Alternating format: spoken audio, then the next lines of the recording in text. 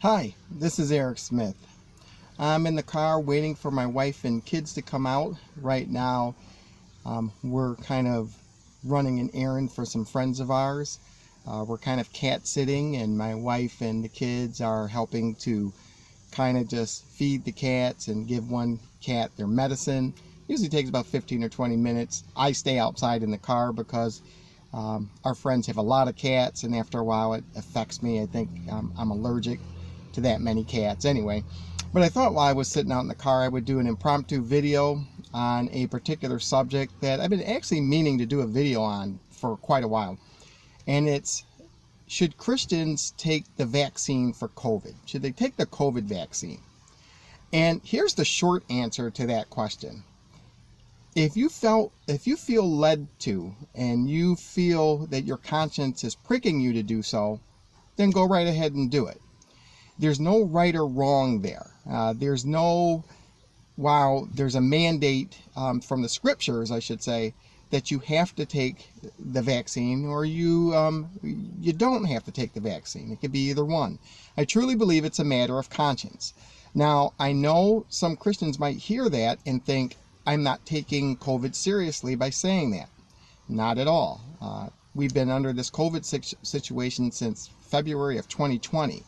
And we're almost 3/4 of a way through this year now, 2021, and the COVID thing is still going on. And for Christians, it can be kind of a frightening thing. We start thinking, are we going to catch it? Are we going to die? If we do die, we actually go to glory to be with the Lord, but that still doesn't mean we want to go through pain. And to be honest with you, I've had brethren that have caught the virus, and they've survived. They had fevers, they got over it, everything's good to go. I've also had, there's been brothers and sisters in Christ whose family members have caught it, and they didn't survive it, and unfortunately they passed away. So in this respect, as Christians, we need to take the COVID virus seriously. We don't need to make light of it. We need to understand it for what it is.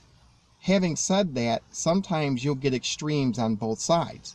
You'll get extremes like it's the worst thing since the Black Plague, and every time you step out the door, somebody's just going to drop dead and die. Well, that's how the unsaved world wants you to think of it. And that's why the news media, particularly the mainstream media, has been talking about COVID in such terms. That's why you notice they'll always tell you, COVID cases are rising, all this stuff is happening, there's these new strain of viruses. All that stuff might be true. But many people may get the virus and they just get sick and then get over it. Or they may get sick for a short time and get over it. Or maybe they're asymptomatic. Maybe they don't have any symptoms. Sometimes this stuff isn't in the news. When we promote the bad part of it, like everybody's catching it, then what happens is we start thinking, oh, the moment someone has COVID, that means it's death-defying. It's going to go to death. It's not necessarily true. But as Christians, we always want to be upright in everything that we do. We want to be good testimonies. So sometimes I think Christians think if they're not taking the shot, the vaccine shot for COVID, that means they're being a bad testimony. And I want to just touch on that for a minute and tell you why that's not true. First of all, I think many would go to the scriptures and say, well, listen, we need to obey the government, and the government's telling us to do that. So if we go to Romans 13, verses 1 through 7, it talks about the government being put there by God and how they're supposed to protect us from evildoers, and we're supposed to pay tribute. If we go to 1 Peter chapter 1, I'm going to get the right verse here.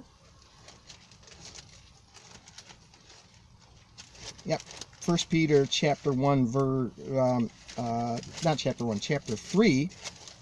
I'm sorry, chapter 2, verses 11 through 17. It also has a similar exhortation for us to actually be obedient to the ordinances of the government and to be a good testimony. We're supposed to have a good lifestyle amongst the unsaved. We don't want to do anything that would make us look like that we're defying the laws of the land. We want to be law-abiding. So many times Christians will point to these two verses. And to be honest with you, when the COVID first started, a lot of churches closed down because the government was mandating it. It was they were saying, hey, we should, close the churches, we close businesses. And a lot of people agreed with that. But as the cases started going down and people started surviving over the year, people understood, well, yes, it's a serious thing that you can catch, but at the same time, it may not be in the realm of an actual pandemic. So people are like, well, now we want to open up our businesses. We want to go back to church. We want to do all these things. In Canada, there's been many pastors that have been put in jail because they're having church and they're using COVID as the reason to imprison these pastors. But here's where the hypocrisy comes in, and as Christians, a lot of us are seeing that, and we just want to judge it correctly. If you're going to tell people they can't come to church and they can't sing and they can't worship or they need mass, we want to see the same mandates for other places too, like, at bars or where people gamble, or even at Planned Parenthood. I mean, really, abortion clinics, they're able to do all these things without wearing masks, without these mandates.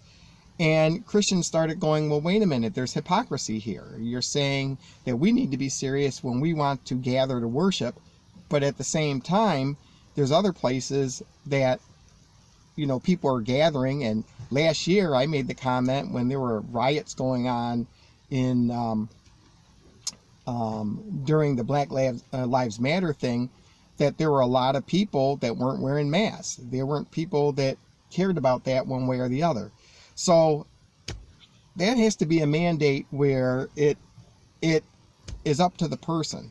So you don't want people to make you feel like that you're obligated to do something like that just because they're telling you to. They're acting like it's a moral issue. It's not. It's not a moral issue. It's not a matter of right or wrong. It's a matter of conscience. And if your conscience is pricked not to take that vaccine and you want to check out, what's the ingredients in these vaccines, what kind of side effects there are, there's so much misinformation that people don't know any of those things. So right now, as Christians, you're not being ungodly and you're not being a bad testimony whether you take it or not take it. And we don't want to make it that type of moral issue. So the bottom line, should you take the vaccine? If you're worried about it and you're pricked in your heart, go right ahead. But if you're healthy and nothing's wrong with you and you feel like you don't need to take it, then you should follow your conscience and not take it and not feel bad about it. Now, if anybody wants to leave any comments, I know some people might disagree, you can do that. But the bottom line, this is an issue where the Bible doesn't clearly say we need to do that, and the government isn't passing a law saying we need to do that, so it's not anything that we need to obey because it's not a law. So I just wanted to make a quick video sharing that. Again, if anybody disagrees, leave comments, but please give me biblical reasons why we should or shouldn't. And thank you for listening. Thank you for watching, and God bless.